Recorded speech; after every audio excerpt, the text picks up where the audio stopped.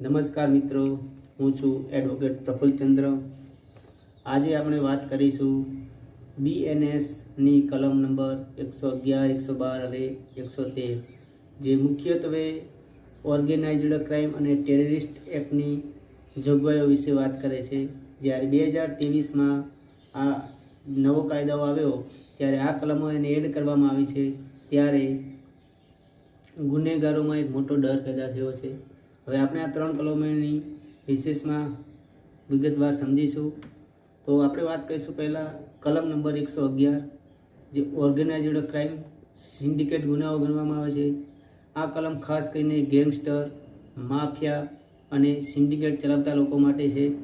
જે કોઈ વ્યક્તિ કે જૂથ હિંસા, ધમકી કે છેતરપિંડી દ્વારા આર્થિક કે અન્ય કોઈ ફાયદાઓ મેળવવા માટે કરીને ગેરકાયદેસર પ્રવૃત્તિઓ કરે છે, જેમ કે અપહરણ, માનવ તસ્કરી કે ખંડણી વગેરે વગેરે, જેને ઓર્ગેનાઇઝ્ડ ક્રાઇમ ગણવામાં આવે છે। અને આ કલમ નંબર 111 અંતર્ગત આવા ગુનાઓ માટે ગુનેગાર માટે પનિશમેન્ટની જોગવાઈ છે। જો આવા ગુનામાં કોઈ વ્યક્તિનું મૃત્યુ થાય છે તો ગુનેગારને death penalty, life imprisonment penalty અને 10 લાખથી ઓછો નહીં તેવા દંડની જોગવાઈ કરવામાં આવેલ છે। તો મિત્રો, હવે આપણે વાત કરીશું બીએનએસની કલમ 112 વિશે, જે પેટી ઓર્ગેનાઇઝ્ડ ક્રાઇમની વાત કરે છે। આ કલમ રોજબરોજના નાના પણ સંગઠિત થઈને કરાતા ગુનાઓ પર રોક લગાવે છે, જેમ કે ચેઇન સ્નેચિંગ, કાળાબજારી અને જો ઓનલાઈન છેતરપિંડી કોઈ ગેંગ બનાવીને કરવામાં આવે તો પણ તે આ કલમ હેઠળ ગણવામાં આવશે। કલમ 112માં આવા ગુનાઓ માટેની પનિશમેન્ટ આપવામાં આવેલી છે। આ ગુના માટે 1 વર્ષથી લઈને 7 વર્ષ સુધીની કેદની જોગવાઈ કરવામાં આવેલી છે।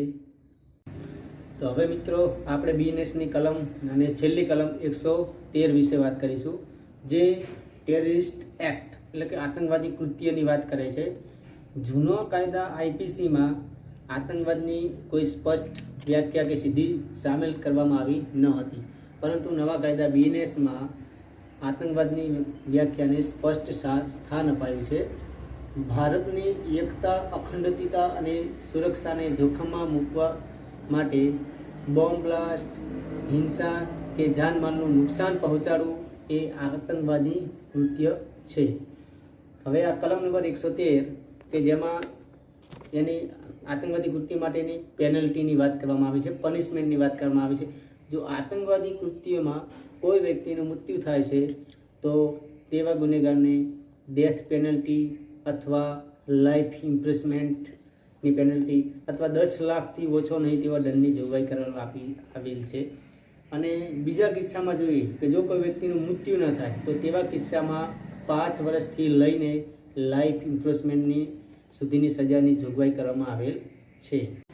તો મિત્રો, આ ત્રણ કલમો દેશની આંતરિક સુરક્ષા અને સામાન્ય નાગરિકોની સલામતી માટે એક મજબૂત કવચ છે। સંગઠિત માફિયાથી લઈને દેશદ્રોહીઓ સુધીના તમામ ગુનેગારો માટે આ કાયદો અત્યંત કડક છે। તો મિત્રો, આ કાયદાની માહિતી તમને કેવી લાગી તે કમેન્ટમાં જરૂર જણાવજો અને વિડીયોને લાઈક કરજો। જય હિન્દ।